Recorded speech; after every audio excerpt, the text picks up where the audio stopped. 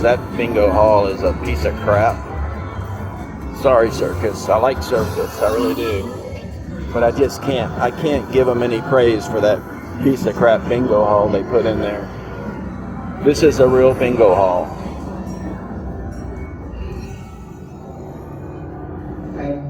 Look at the TVs up there. Isn't that incredible? And they kind of, well, they got a bar back there. You wanna see the bar? I do. Let's see the bar. Look at this bar.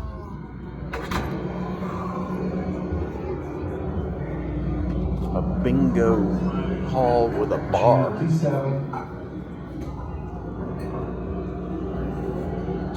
Ooh, they got those extra big donuts.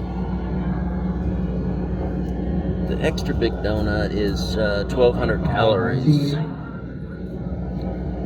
So is that big twisted thing. Forgot what they're called.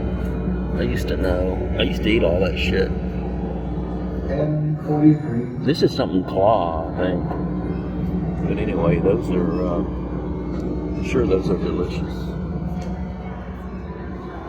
But is this beautiful or what? This is the most beautiful bingo hall in all of Las Vegas. You're witnessing the most beautiful bingo hall ever.